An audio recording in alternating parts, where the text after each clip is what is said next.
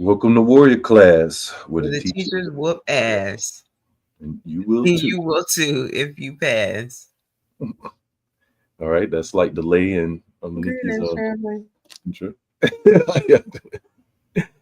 Peace, everybody. How Glad to y'all see doing? y'all. We are live once again. We missed last show. We missed you. We're Most glad to be definitely. back. Bob will be with us shortly. He's operating the technical aspect of the show, and this is does meditation chi, does it work? Is it applicable in the martial arts? Is it real or is it BS? Yeah, bro. Oh, And y'all. Bobby, Whew. you're looking like a young man. Ha, You ha. shaved off your chin whiskers. Yeah. Oh. So we're about to get into it. We got any news? Uh, no news really. I didn't. I'm tired of the regular smuggler that's all over everywhere. Greetings, Eugene Mason, Emmanuel Briggs, everybody. Want to definitely hit the likes as you come in, the subscribe button. But also, I want to give a shout out to people who joined our Patreon. I want to ask people to please sign up. There's a lot of good information on there that we don't get a chance to show during the actual show. We got some candid videos showing how some things we do in the class. We got footworks, which drives all technique. So some footwork on there. We show a couple of different falls, which is very important. We talk about that in real life, in your everyday life, how knowing the fall is so helpful for you. So check it out, and we're going to be constantly updating and upgrading. But it's very helpful. We've got some good responses from it, and so we real proud of that. So we want to keep that going. So please sign up. Please hit the like button. And as far as wait a minute. I missed the dog show, so I just want to say that was a great show. I took a gander at it. It was a good informative show. You know, people, especially men, they think they could beat a dog and beat everything. So at least that gave them some info, some instructions on what to really do. Instead, I I got some. Of course, I always got personal news. 'Cause I'm always on social media getting into stuff. So I just want to remind everybody to like Dr. John Henry Clark said, we should debate our equals, and everybody else we should just teach. And it's easy to get caught up. What I realize, I'm not going to put this on a particular group of people. I want to, but I'm not going to do that.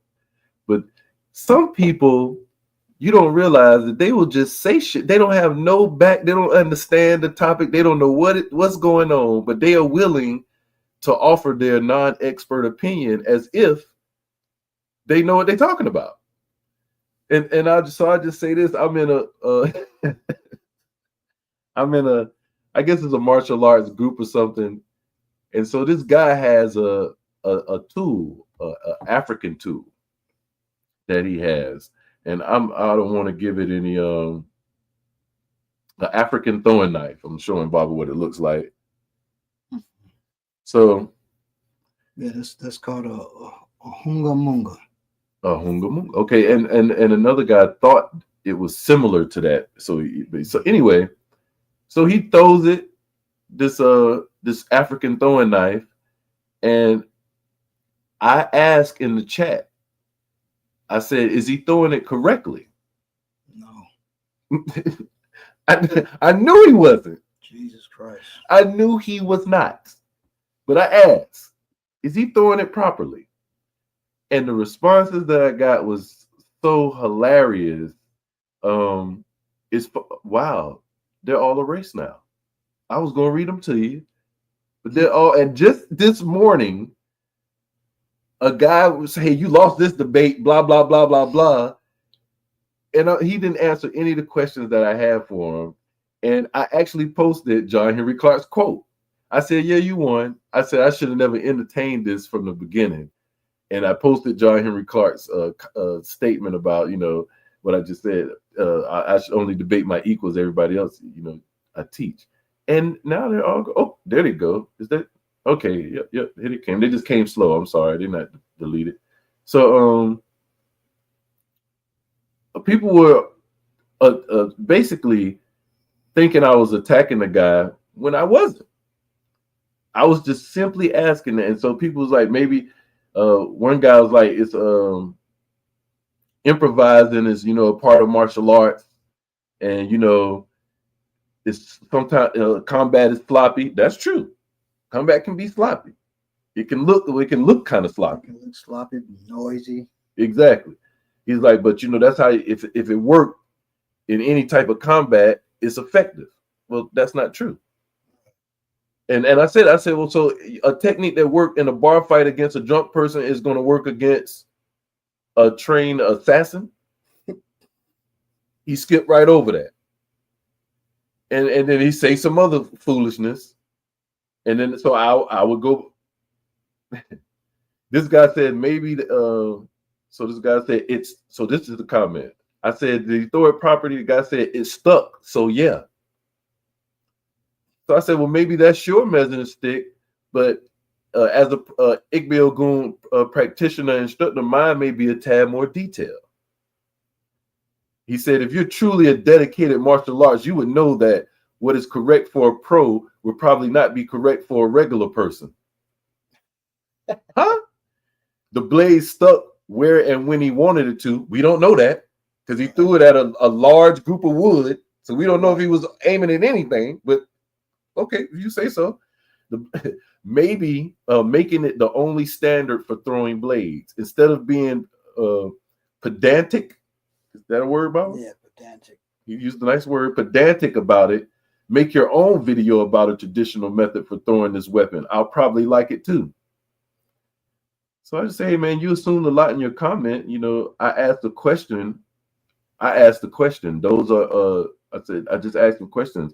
You didn't give any facts. Everything else is just your emotion talking. I said some techniques can only be done the proper way, not the advanced way, but the right way. Please allow someone with knowledge of this to respond. And of course, in the real world, the proper way is the way that works. You're right. I assumed wrongly. I thought you were a martial arts that had at least a half a brain. I was sorely mistaken. Internet tough guy, WW Grandmaster. Wow. I didn't even get mad. I said, actually, you're incorrect. Many techniques that work against an untrained fool would get a period put on the end of your sentence against a trained attacker. Instead of hurling insults, you may want to learn how to practice good character and demonstrate some self-control. I asked a question on a popular post about the use that had absolutely nothing to do with you, but for some reason you can't refrain from commenting to me. You should be kicked out of this group for thumb thugging.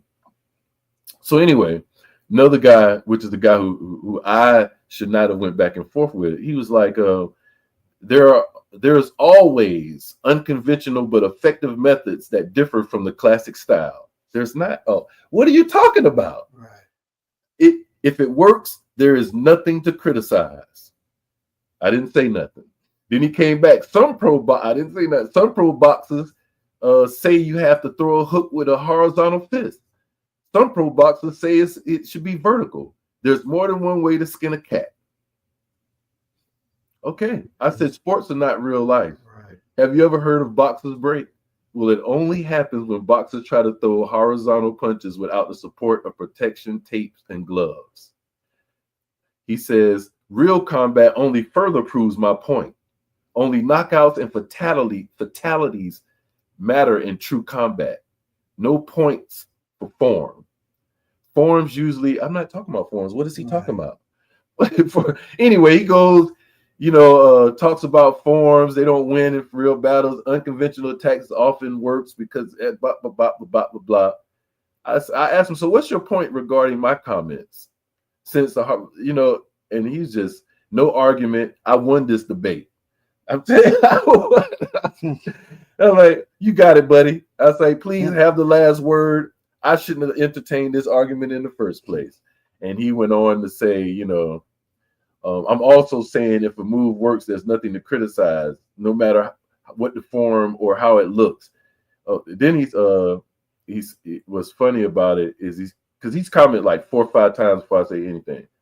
He said, he says right here, he says, which I think is really funny.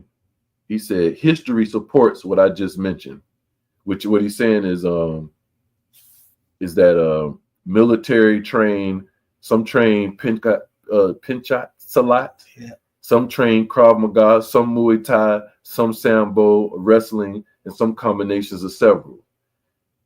The correct one is just whatever works and keeps you alive. I said, great. Teach your family that. Teach your people that. It won't make it true, but you can do so. I said, you could teach them that headlocks work. You could teach them that you can kick a knife out. You can believe whatever you want. I said, let me ask you this, because he was like, wait. I was asking him, what do you know about this tool? Do you know if he was throwing it correctly? Because that's the question I asked. He said it would have been a fatality if it would have hit me. How do you know that? What is your measuring stick for that? And it wouldn't have been. No. So number one, with the hungamonga, it has multiple blades on it. So it's thrown overhead, and one of those blades is going to hit. Right. It's got blades in the front and the back. It was made correctly. Right. And that's how that is done. But when you study knife throwing, a knife thrower, number one, you're hitting a heavy target. And when you are really throwing that knife, you're rocking that target. Mm. If you know what you're doing. Right. His job is just, and that's what it would not be fatal. That's one of the things I said. I said, you can cut somebody with a knife with improper technique, and yes, they will be cut, right, but they still may be able to continue. You can use proper technique, and that cut will disable them from being able to continue. So it's definitely a difference in using proper technique. But he said, I presented examples, reasoning, and evidence for support. You presented no such thing, just personal opinions. This debate is mine. He said, but at least you had a great attitude about it. Hey, okay. I didn't even say nothing else. After I said it, I only debate my equals, all others I teach. I shouldn't have ended this in the first place. I didn't even say nothing else. I just thought it was hilarious that people have so much to say, and you can tell his level of understanding by how he's commenting. And that's when I realized, man, I'm talking to somebody who's sitting on the couch, right, playing their guitar. And I literally went to his page. He was sitting on the couch. Had time today, right? And that's not a hungamonga. Really, it's not proper. It's not made properly. He must have made that knife. He probably tried to right, make what it is and everything. Interesting. Which we call those culture vultures. Yeah. And had okay. Yeah, he had no idea of what he was doing. And I just simply asked the question, and I got 86 replies, and I didn't read all of them. I just read the most entertaining to me, because people thought maybe you should go back to school and learn how to. Okay, buddy, I'm not doing all that. I just find it, and this is a good lesson for me. You know what I'm saying? Like they say, when a person argue with a fool from a distance, you can't tell who is who. All of that stuff apply, man. I waste your time talking to folks that just gonna say anything. One of the best sayings I heard growing up is a tongue will make a fool say anything. And I remember that from being a kid. The old folks around me used to say that. A tongue will make a fool say anything. And sure enough, fools will use that to say anything. So watch who you're arguing with. Don't raise your blood pressure over fools. Peace, FBA, Brittany Bowman. don't raise your blood pressure at all. Right. And Exactly. I tell you that. So people who don't know, we weren't online last week because I was in the hospital. I suffered a heart attack. Um, so my voice probably sounds a little, short of breath or whatever. But You just sound lambish, very yeah, lambish. lambis. But I'm getting there. I'm getting, I'm recovering. I actually taught class Thursday, so I don't let heart attacks and all that. I don't let that. Let no heart attack stop me. Yeah, I don't. You know, This dude, man. I just asked my wife, hey, well, not ask. I told her I'm going to class, and I waited to see her response, and she said, okay, you know. So She tired of shaking her head at him. She just said, okay. She gets. yeah, We're glad you're back online, Baba. We are me very too. glad he is back online. Me too. All right, so we're gonna get into it. Meditation and martial arts are often seen as two distinct practices, but the truth is that they have been intertwined for centuries. Many martial arts, such as karate, kung fu, and aikido, incorporate meditation as part of their training regimen, whereas wrestling, Brazilian Jiu Jitsu, boxing, Krav Maga, they do not include meditative practices. Meditation offers numerous benefits to practitioners of martial arts and self defense. Both physical and mental, these benefits include increased focus and concentration. Meditation can help people improve their ability to focus and concentrate, which is essential in training and sparring, by calming the mind and training it to stay present in the moment. Meditation helps practitioners avoid distractions and perform at their best. Improve mental clarity and emotional control. In addition to increased focus, meditation can also help you develop mental clarity by emotional control. By learning to observe and detach from thoughts and emotions, practitioners can better manage stress, anxiety, and remain calm and centered in high pressure situations. Enhance physical performance and coordination. Meditation has been shown to improve physical performance and coordination, which is especially important in martial arts and self-defense, by training the mind-body connection. Meditation can help you move more fluidly and efficiently, reduce stress and anxiety. Training in martial arts can be intense and physically demanding, which can lead to stress and anxiety. Meditation can help practitioners manage these emotions by reducing stress, hormone levels, and promoting feelings of relaxation and well being. Overall, the benefits of meditation and martial arts practice are numerous and significant, making it an essential aspect of training for many practitioners. Now, one thing, and this is saying, but is not saying, but is saying, is when it enhance physical performance and coordination, reducing stress and anxiety, improve mental clarity and emotional control. A lot that slows down the scene, what's happening for you when you're calm, when you focus, when it increases your concentration, when you're moving in mental clarity, when you in that moment, it slows it down for you. So it makes sure that's why not that that's why, but that helps your reaction, your movements, and how you respond And we're gonna to get an we're gonna encounter. get into it because in Ekbel Gun we believe in moving meditation. Yes. So we're gonna get into it. Okay. Meditation is practiced in one form or another in most of the world's major religions, but the practice as we know it today is rooted in ancient India. It is performed to achieve oneness with the universe, reach elevated states of mind, gain an understanding about how our emotions and thoughts influence our behavior, and explore the nature of the self. The oldest documentation of meditation is found between 5000 and 3500 BCE in Indian wall art, which depicts people in meditative postures in trance-like states. The oldest surviving written documentation is in the Hindu scriptures known as the Vedic texts. Meditation techniques have deep roots in Hinduism. Meditation techniques have deep roots in Hinduism.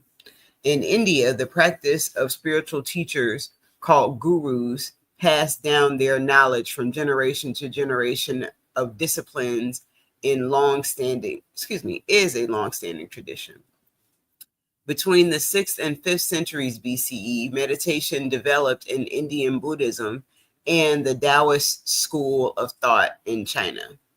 The Chinese philosophy of Lao Tzu makes references to meditative practices in the Tao Te Ching, the foundational text of Taoism. It's a black man. No, I'm just kidding. We try to claim everything. Meditation spread along the Silk Road trade route, which connected Europe and the Far East, taking root in Western religions such as Catholicism, Judaism, and Sufi Islam. In the 7th century, a Japanese monk named Daoshu traveled to China to study Buddhism under Master Huan Sang, where he learned about the concept of Zen. He introduced the practice of meditation to Japan when he returned and opened the country's first meditation hall in 653 AD. Meditation grew significantly in Japan from the 8th century onward. Meditation has become increasingly common in recent decades. You can now find yoga and meditation classes in nearly every gym, wellness center, and university in the country. It helps people to manage their stress and anxiety and regulate their emotional well-being. Now, I have a question. In the form of yoga that you do, um, how old is it, and do they do meditative practices? I cannot. Without looking back, I would not be able to tell you. But from what I was taught, it predates the stuff in India, which was funny that Belay was saying that, because there are also those same kinds of postures on walls in some of the pyramids. But yes, there are meditative postures and practices in that, and it's called Kemetic yoga. So most meditation involves sitting still in a half lotus or seated position. The African, uninfluenced by Indians, Chinese, or others, practice moving meditation. Moving meditation is an active form of meditation that involves repetitive movements. We call them energy drills. We, us, and EO. There are 15 energy drills, and when practiced slowly or fast, it acts as a form of meditation, increasing focus and concentration, improving mental clarity and emotional control, enhancing physical performance and coordination, and reducing stress and anxiety. We'll show you what that is later. Yeah. Chi is the vital life force energy. Its quality, quantity, and movement throughout the body is the foundation of traditional Chinese medicine, or TCM. Many cultures have their own representation of Qi. For example, Ki in Japan, Prana in India, and Mana in many indigenous cultures. In the West, the term biofield science is becoming an increasingly popular definition to represent all of these different concepts. In Yoruba society, this is called Ashe. Among the Igbo, it's called Ama. Yeah, Ama. The Shana call the energy what? Shishenu. Shishinu. Shishenu. Shishino. Okay, Shishino. Yes.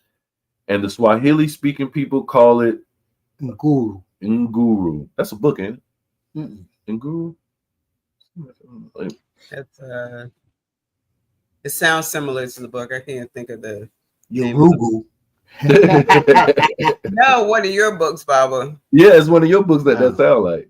I don't know which one it is. It'll come to me. It'll come. Yeah. But there seems to be a lot of fake chi masters out there. And ironically, most of the time they claim to be part of the same elite lineage or secret style. Most of these fakes tend to be the more vocal as well, writing long blogs about how their style is the correct one and other styles are fake. I guess it's a strange way of self promotion.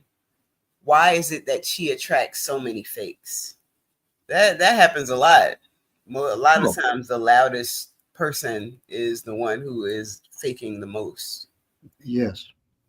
All the mystical chi tricks can be attributed to science or just fake. Why? Because chi, like Ashe, is purely life force. But people prefer the mystical, magical bullshit to the real. Yeah, bro. I was accused of being a chi master by an onlooker in my class when I showed the science of some amazing techniques. So this brother was an onlooker in the class. I was really teaching the students, I said I can stop you all from pushing me. And the whole class tried to push me and it didn't work. They couldn't. And then I told them the science of it. Also, another thing I did was took a student and said, I'm going to take your energy from you. And, hold your arm up 90 degrees. I tried to push it with my finger. He was strong. Then I, like that, right? Like I was drawing this energy from him. And then I took his hands down with ease. Well, then I told them how I did both of those chi tricks. Chi tricks. Chi tricks. And the brother who was watching, he said, You're fooling them. You're fooling your students. I said, what? He said, yeah, you're fooling them. You're a chi master. You're a chi master. You could see it. But you're fooling them, telling them you have the scientific ability. You're fooling them. I said, okay, brother. I wasn't going to argue, debate it, or nothing. I said, okay. So he left. And then my students, realized they can do this stuff too because it's science. It's not rooted in nothing mystical, spiritual, nothing like that. Mystical, magical. You know how I do. Is it me on me? Oh, right. Some individuals are drawn to the mystical experiences over real world shit due to a variety of factors, including a strong desire for meaning, the search for a higher power, and a need to transcend the limitations of everyday life. I feel them. Hallelujah. Mystical experiences can offer a sense of unity, purpose, and transcendence that many find fulfilling. Mysticism can provide a framework for understanding life's big questions, offering a sense of meaning and purpose that may be lacking in the mundane realities of daily life. Many mystical traditions involve a belief in a higher power or transcendent reality, and individuals may seek out these experiences to connect with something beyond their own understanding. And see, with that, I learned a long time ago, people use the mystical world to plant the first seed of bullshit. And if you go for that first seed of bullshit, then everything else that's the fertilizer for all the rest of the bullshit that you're gonna get. And that's when you get into, and if you see our page, it's some on there for this show. I show guys and knocking people down and then picking them back up, and I met guys doing it's the guy got a knife pointing it to the man's face, and all of a sudden the guy back up. Yeah, you gonna back up. I put the knife to your face anyway. And even more than that, like you buy it first, you start thinking the person is a chi master.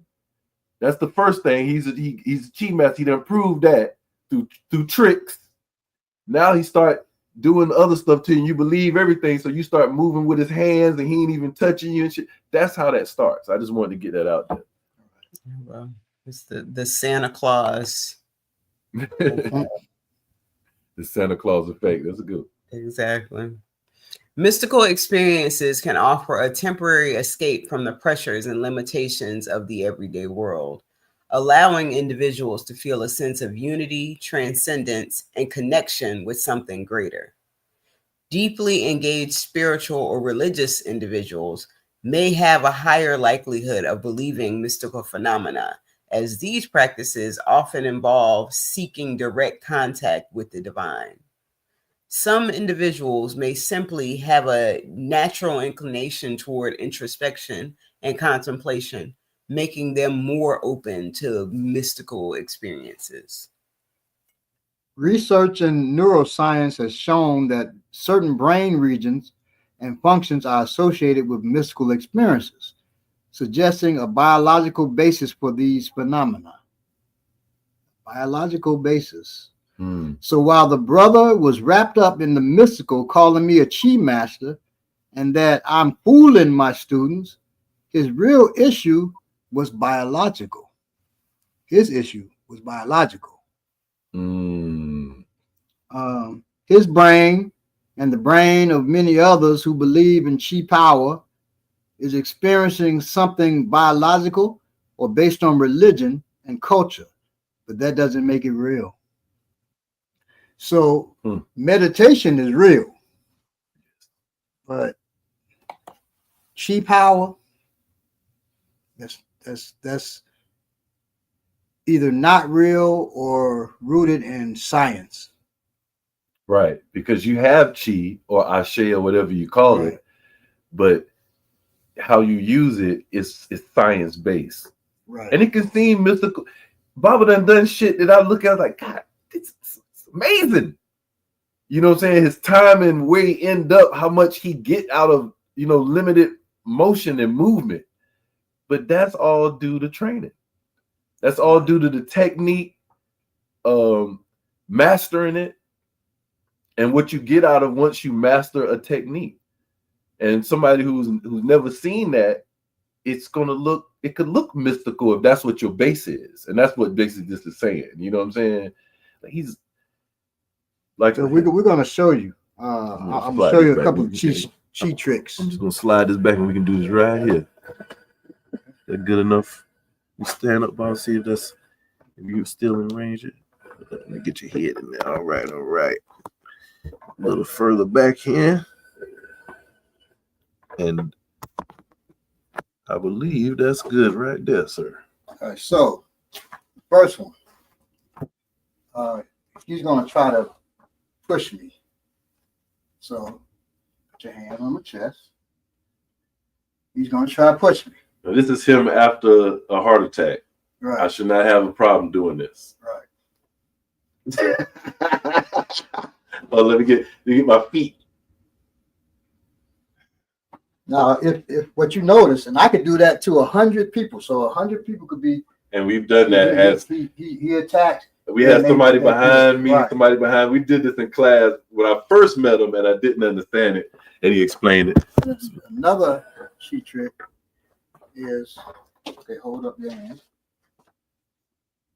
Now, you should be strong. Good. Now, hold, son! Taking his energy from him. He's after a heart. He shouldn't be able to do that. How is that possible? Now I'll give you energy back. Hey! Now he's strong again. I'm back strong. This is amazing. Take his energy again. Now, how did I do those? That's amazing. That's amazing. You're a chi master, like chi master. So the first one is I place my elbows on his hand. I mean, on his I place my hand on his elbows, my palms, and I lift.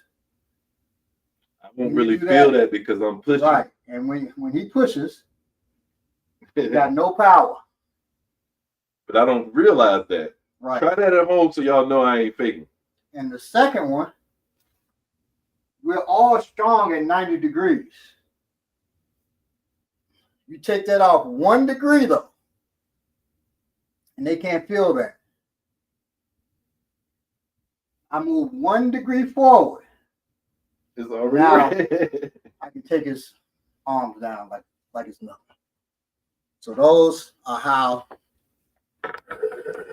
Oh, we just got any more? It's good. Nah. Well, let's show them moving meditation. Oh, right. Cool. Copy. We'll show you just so this. He's punching at my face from here.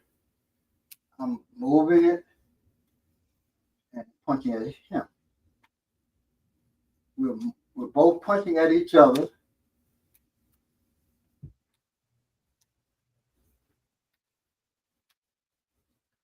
Elbows. You can't tell, but when you do it, you're actually punching at the person's face, but they're moving you off.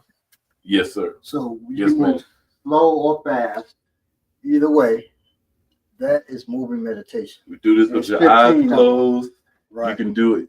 And when the first time I seen him close his eyes while I do, oh my God, it's the craziest, wildest thing ever.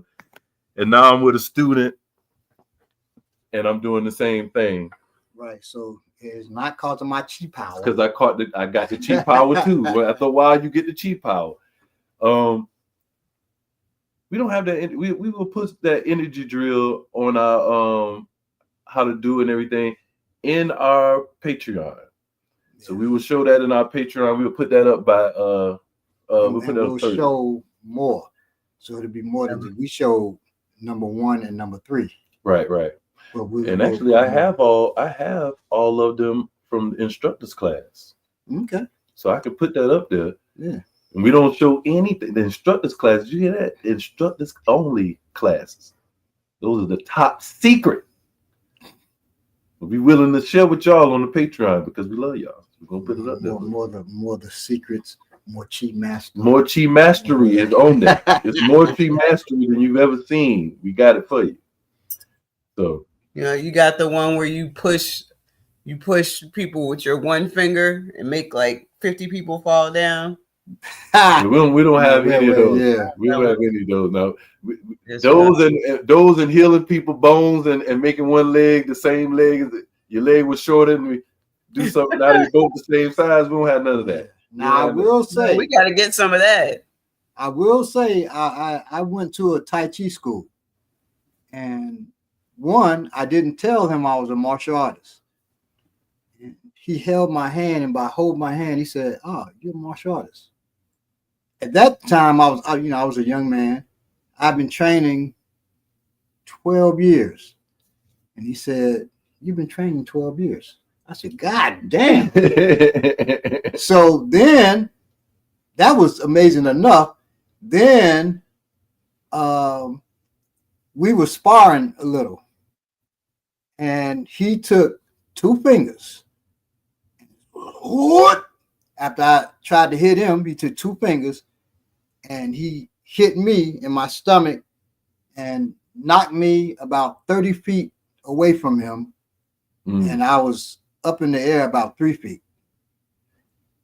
That is Tai Chi at its highest.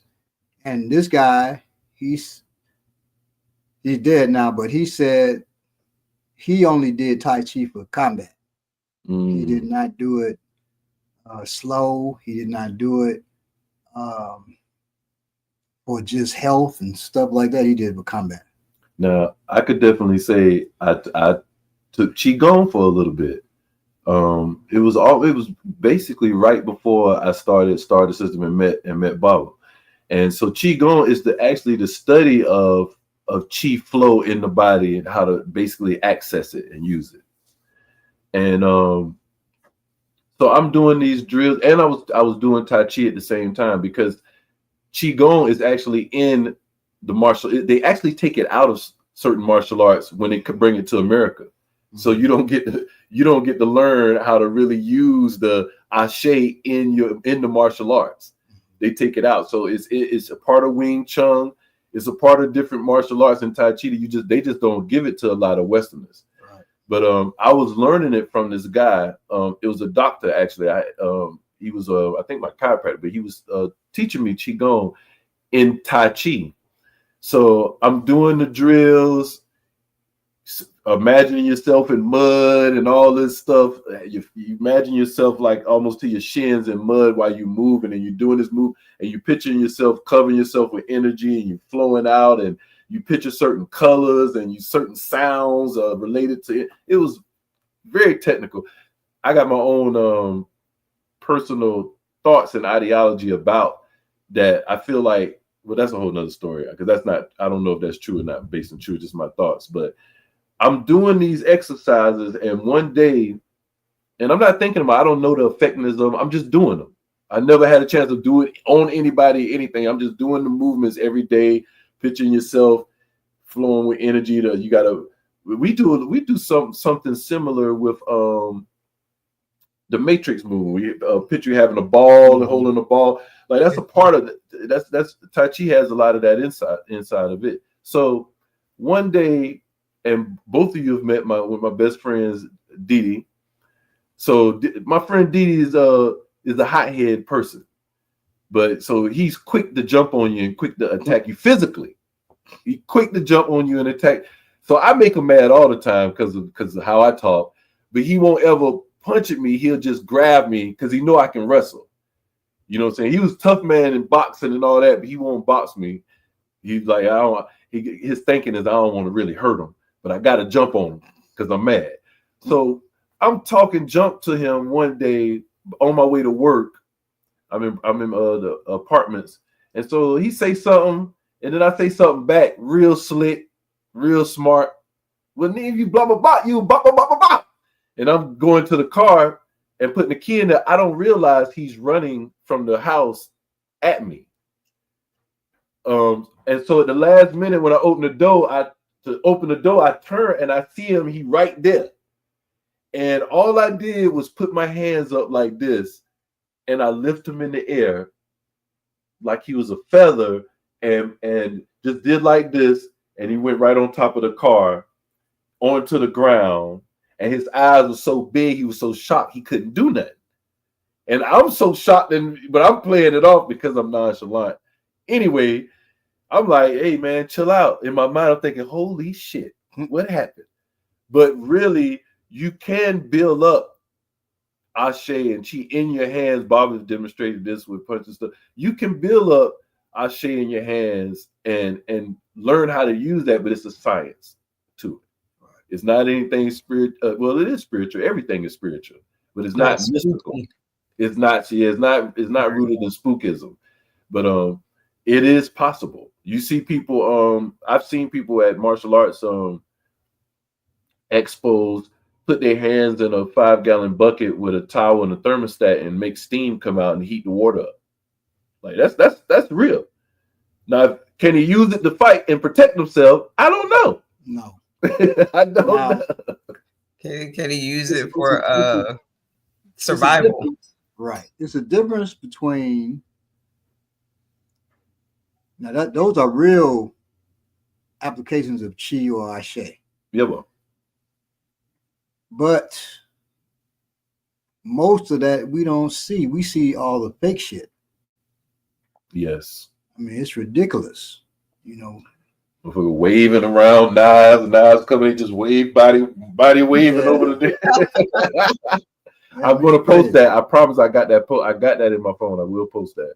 It's or like now, the martial art Aikido.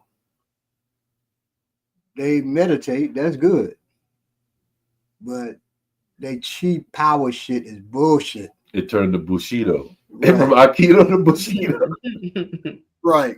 So a person will be running at you and he's making the other person move, and then he just does this with his hand like this and Follow makes him Warrior fall. Class. I am posting that. I do have that. It's a guy with gray hair, a chubby white man who does all type of that breathing stuff to people. He's on the ground on this one, and people can't even attack him on the ground. He just breathe and push Well, his stomach up, and they fall. It's amazing. one, yeah, and That is amazing. one thing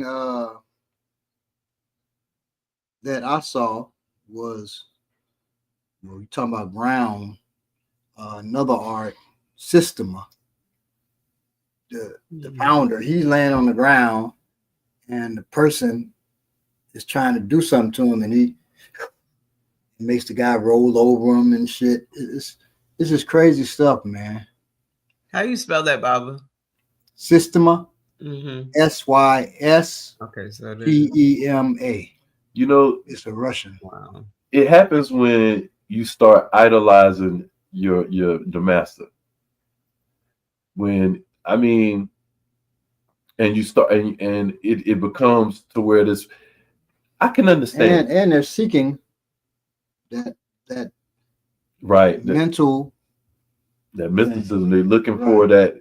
Now, if we my personal belief, God or whatever you want to call that, we see that through nature. And humans are nature too. So when you see Michael Jordan gliding, when you see a bicyclist do flips in the air and grab his bike perfectly, when you see a gymnast, when you see Dominique Dawes do a perfect technique, when you see Baba moving, that's you are seeing God through people, however you want to call that. You know what I'm saying? Whatever you choose to call that, you are seeing that. Now, what you do with that determines your level of reality that you own. You know what I'm saying? And I think that's what gets people. They start idolizing and like say people it's the Jordan what they call it, the Jordan effect. When Jordan used to be on court and people just stare at him, they couldn't even defend him because it's Michael Jordan. You know what I'm saying? And so he getting off on you, talking shit to you, and you can't even do that because Michael Jordan. You can't get caught up in that. And and good thing about Bob is he don't allow you to do that.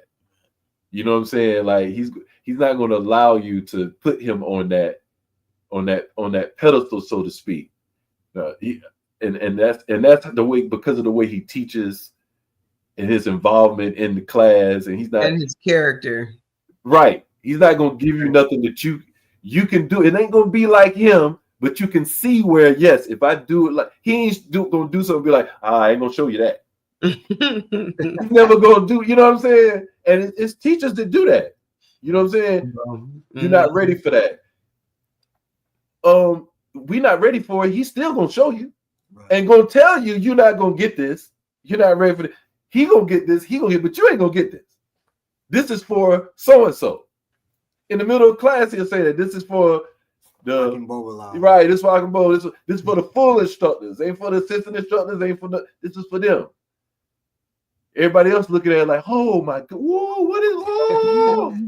And even the full, they doing it too, but from a different perspective. Yeah, bro. You know what I'm saying? And so the practicality of African martial arts, man, it keeps you. Honestly, this has turned into me praising the school, but that's what happens because it doesn't allow that. It doesn't allow a student to think I know I can defend myself out there. I know I can. I don't have any doubts.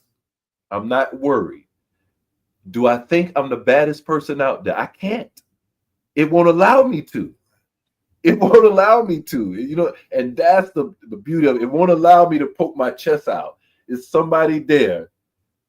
And you realize through technique and you know through common sense, somebody else has been doing this technique and could have been doing it longer than you. And that means you bring your A game every time.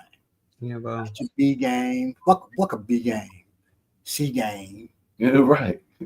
That's crazy. You know, you only bring your A game to physical encounters. Because you may only get that one time, that one instant to move. You may not get another one. Right.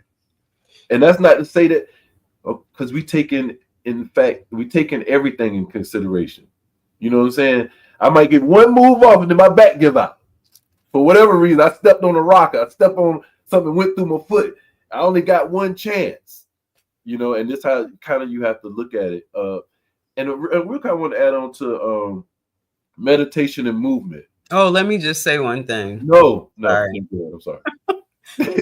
This is along the lines of what y'all are talking about. I remember the first time in class that I felt like I did something the way that Baba did it. Oh shit! I already know what that feels like. That's why I said, "Oh shit, that felt good." I will never forget how that felt. I was like, "Yeah, that's how. Yeah, that was," and it probably wasn't, but it felt like it was. The feeling. That's what matters. I looked at my wife one time when she was training and with the sticks. It was it was a two-sword phase. Well, my wife, after she did the drills with the sticks, then I walked off, but I'm still watching. Mm. Then she spinning them, looking all tough. I said, were you in a movie or something? She said, "Oh, I'm sorry." She really was feeling herself. Hey, I was gonna say, moving meditation. It doesn't have to be the energy drills. It can be you can move meditation while you sweeping. Yes. All you it's how you do it. It's being in the moment. I'm not concerned with anything except this. Right. That's meditation and movement. Just so I don't know if that understanding was related, but you can be cleaning your room and be in a meditative state. yeah, Bo. You know what I'm saying? And that's how we should strive to be anytime we're doing anything. We should strive to be in that moment doing that. That's how you should live life, really. You know what I'm saying? But don't sit there. Well, some people can, but we're not going to just sit there and meditate.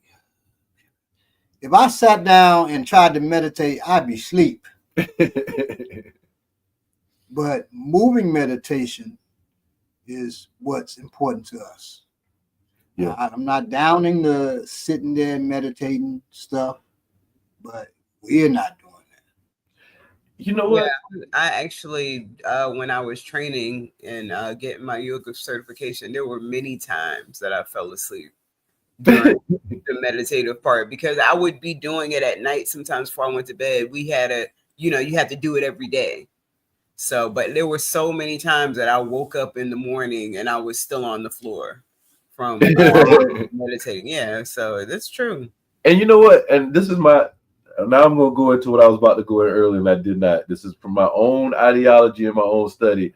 I don't think, and I think it's related to us being melanated people and what melanin is and dealing with the spirit. And I don't think we need all this. I think some people may need certain things to get to certain places. I believe who we are as a people, we don't need to do certain things certain ways. And that's just, and I will share with you this last story. And this is something I do not tell a lot of people, so I don't know how many people watching today. So just a few people in the chat. So our core people, the only ones gonna get this. I will never probably tell the story again. But I used to meditate before class, before any of that, standing still and picturing walking down the stairs and breathing things and all that. And I've had some really wild experiences with that, a couple of them. And I'm gonna share with you the last one I had, because the funny thing about it is after this last experience, I was never able to meditate like that again.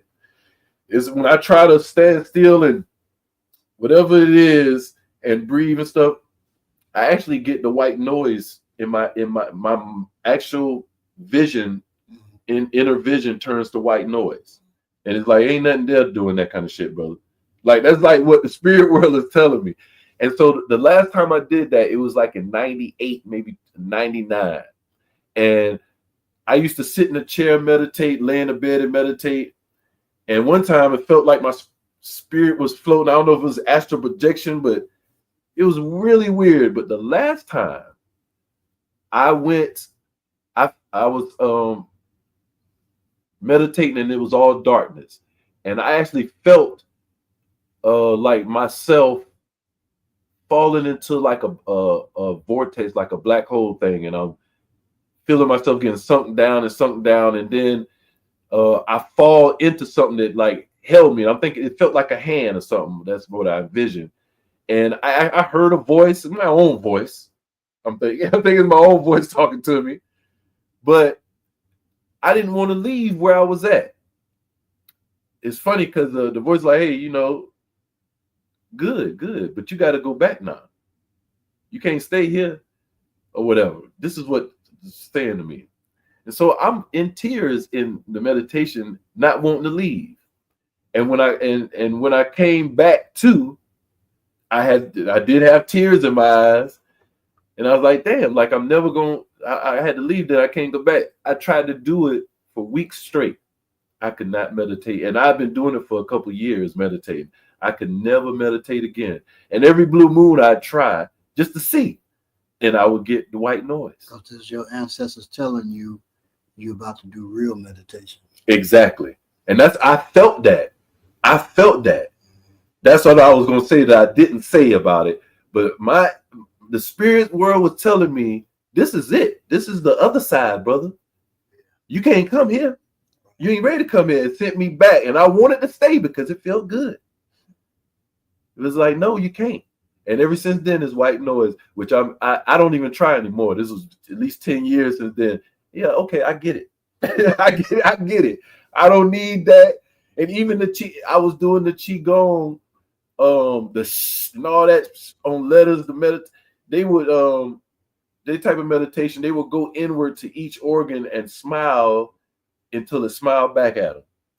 That's the meditation. Something told me I don't need this shit, man. I don't have to do all this shit. I don't have to visualize colors and sound at the same time to get the same effect. I just don't have to do that. What they were doing was what mushrooms do. I just take a mushroom and I'm good. I don't need that shit. Right. No. Anyway, take what you will from that. That's my experience. I'm not trying to press that upon anyone else.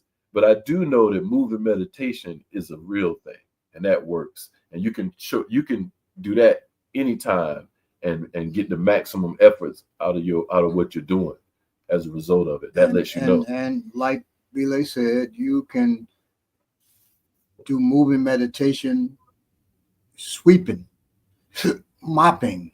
And it's gonna be your best sweep. As long as you focus on that and you stay focused on that, you're good. Yeah, bro. Absolutely.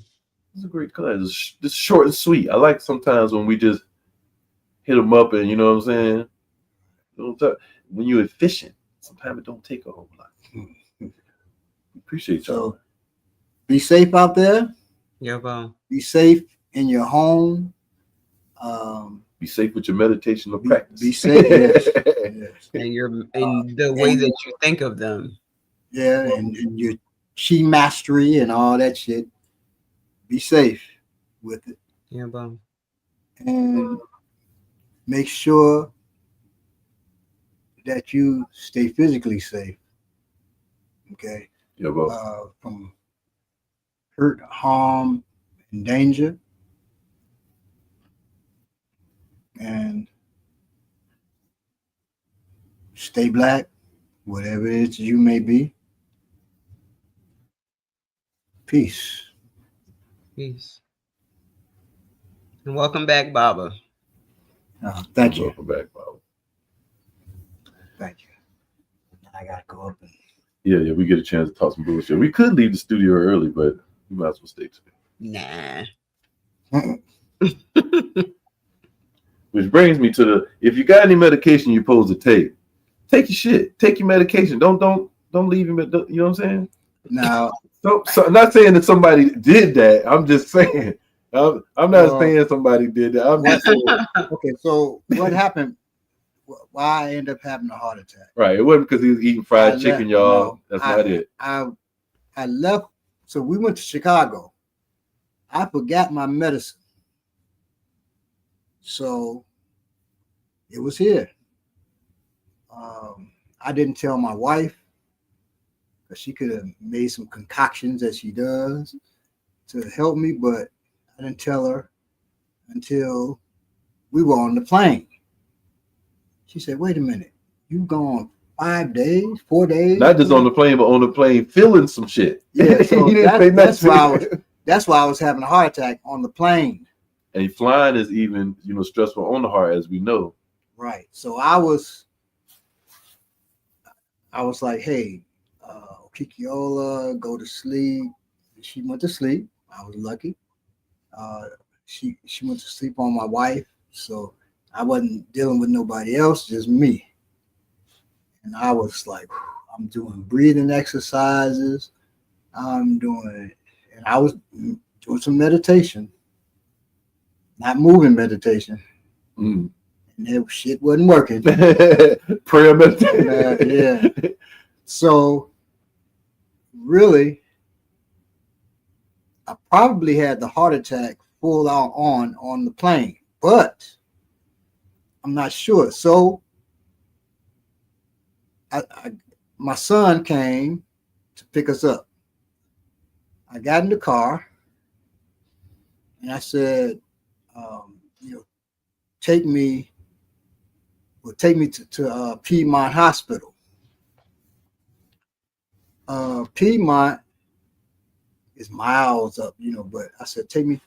And then my chest started hurting so bad. Well, first I was patting. Right. That helps. Mm-hmm. So I wasn't feeling pain, but that only worked for a few minutes. Right. That's something you can do every day, y'all, too. Right. All of us should do it. Yeah. So I said, you know what? Just take me home and I'll take my medicine at home. And then, it was hurting. So I said, man, take me to the nearest hospital. Which is Southern Regional. Southern Regional. The gunshot professionals. And I went into Southern Regional with heart pain, with a person that's had heart attack before. And these motherfuckers let me sit there for 6 hours before they took me up and gave me some medication for the pain. And I told them, just give me some nitroglycerin. And what medicine did they give me after 6 hours? Nitroglycerin. So they waited for every couple hours. Like, he's still there. He's still there. And it was crazy. That's crazy. They would put me in the goddamn waiting room with everybody else. I'm like, falling out the chair, and people in the waiting room just looking like, what the hell wrong with him? Clearly. So not the hospital you want to go to for a heart treatment. No. And then the lady goes, we're going to send you to Piedmont, because to tell you the truth, that's who I go to. What the hell would you say that? Like, and that's where I go if I was you. Right. And so I end up going to Piedmont anyway, because they did they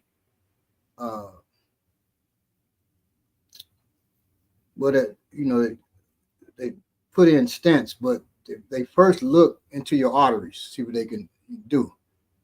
They couldn't even do nothing past the stents. Yeah, it is. So they sent me to Piedmont. At least the doctor wasn't arrogant. He said, I can't do this. I'm sending you to Piedmont. So at Piedmont, black man. Yeah, he's a black man, yes. So at Piedmont, they sent me there and they looked at my arteries and they said, we just got to get past this stent, like go through this stent or whatever. And they did. And they put another stent in.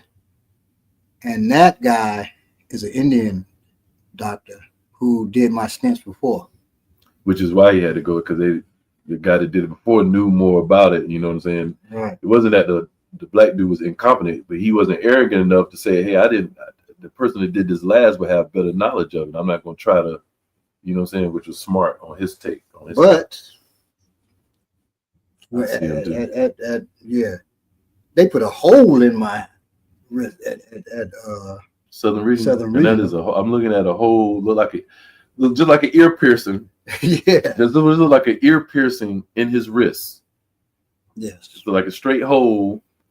That's improper. So That had to take some I don't time. know how competent he is. He did that. Yes, he did Yeah, that. bro. And then afterwards, after they took the thing off, they put a thing on your wrist that holds the blood back. Right.